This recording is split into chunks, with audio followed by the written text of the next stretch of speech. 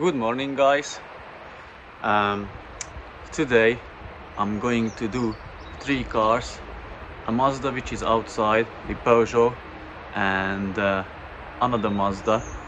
So I'm going to move the X5 out of the way, bring the Mazda in because I'm going to change the oil strainer on that one. I already put the Peugeot back together, as you can see. I started it up yesterday, but it's leaking coolant. I guess where it is from. It can be only from the coolant pipe or from the thermostat. I have to check. I seriously don't really want to do it, but I want to get rid of it. And then another CX-5 Mazda I have outside, which I need to do diagnostic, as it is have low oil pressure warning as well. So my father-in-law is gone. He was a really great help to me. Probably he will come back because he really liked working with me here. So he may be coming back after the new year. My father is back from hospital, but he is not strong enough and well enough, obviously, to help me. So I'm on my own. And what I really want to get done today, is the oil strainer on the Mazda, because I want to park it up here and it has to stay here for like 2 days. Because once I remove the oil pan, I have to reseal it and it has to cure at least a day, then I can fill it up with oil. So I'm going to bring it here, start it up, flush the engine, drain the oil, remove the pan, remove the oil pump, the strainer, put them back, reseal it, and then let it like dry. After, fill it up with oil, and finally I can return it to the owner. With the Peugeot, I'm going to start it up, check where it is leaking from, check with camera, check visually if I can see it, and then on the another CX-5 which is outside, I need to do a diagnostics, as it has low oil pressure warning, even though after oil pump or only oil strainer replacement. So I suspect maybe the oil circuit control valve or the top of the engine, it still has the oil sludge and blocks the passages for the oil to going down or have the proper pressure. So I may need to open that one, but I don't think that's going to be today. And yeah, that's it. So yeah, let's come with me on the journey, on the today's journey. Okay, I have drained the oil. Let me show you the sump plug. So here is the oil drain plug or sump plug, and as you can see, the washer is worn. So this is definitely a replacement, because as it says in the name, crush washer, it was crushed. But let me show you what I found underneath, which is more interesting. I just been on the chat with the owner and let him know what I found, but I want to show you as well. So let me crawl underneath the car and show it you from there. Okay, so here I am underneath the car, and as you can see, the bolts are different. For example, that one is a Torx bolt, hex, but it looks to me like bigger than it's supposed to be. It has a washer underneath it. Like, I don't know why they put it there, or how could they lose it. Yeah, so they seem to me a bunch of different bolts.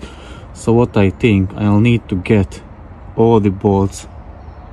Also I can say, and you can see as well, that it is leaking oil, so it's not sealed properly.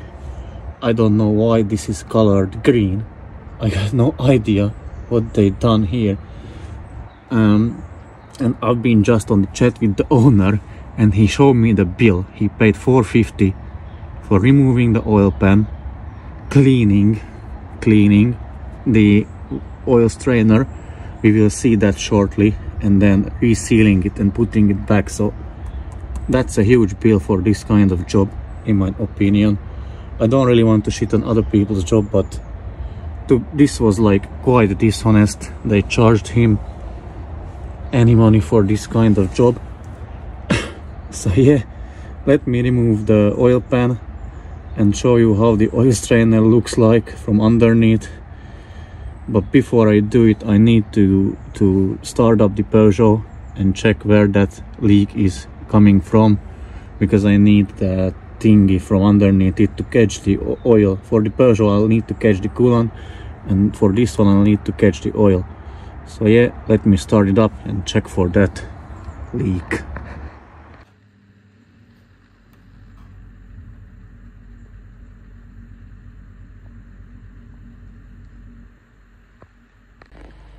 Well, unfortunately, the weather crossed my plans, so I couldn't take off the oil pan, neither check the Peugeot. I checked where I seen it is leaking, and it is leaking quite a lot in my opinion, but I still need to find where it is leaking from where the thermostat connects to the water pipe, or where the water pipe connects to the water pump housing.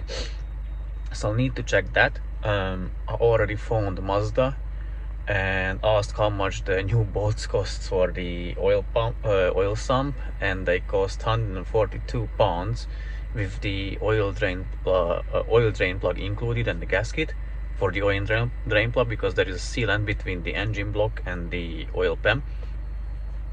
But now I'm in the CX-5, which has oil pressure issues.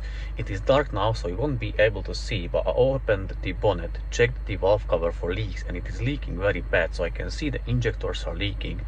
I connected the diagnostic tool, checked for fault codes. I got two fault codes present, the P06DE and I guess P06DF, something with the oil pressure. One is the oil pressure is not sufficient enough, and the other one is the oil control circuit is stuck open, or something like that.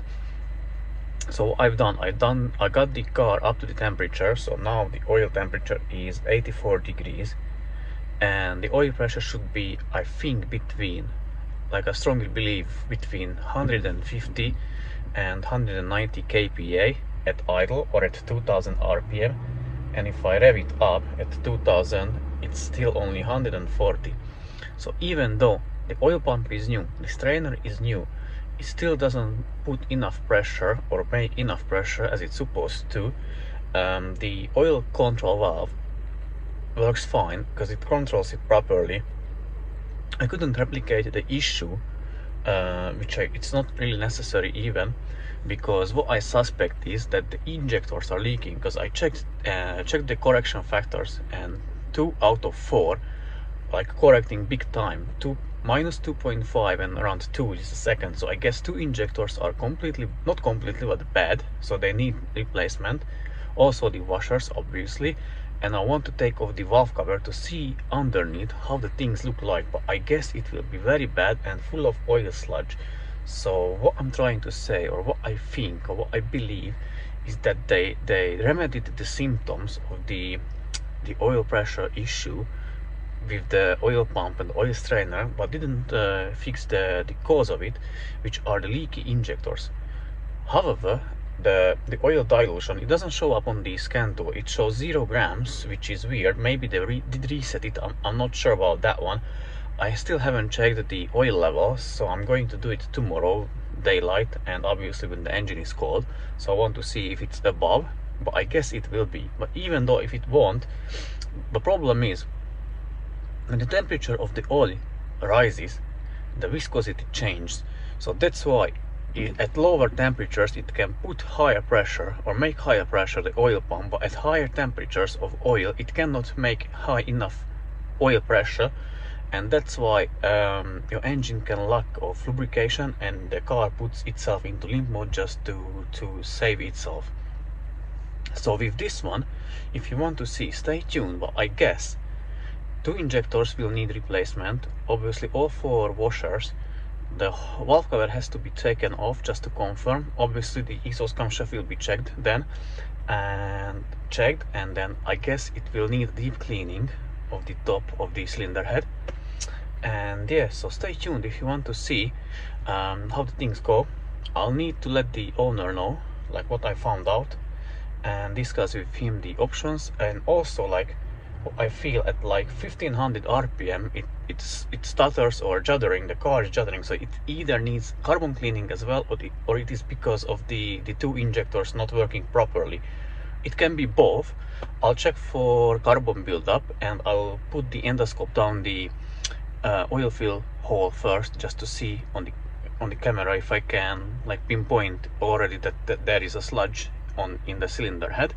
But yeah, this was it for this video.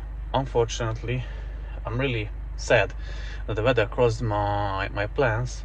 I couldn't do what I wanted to do, and I'm still behind because I got a lot of cars here to fix.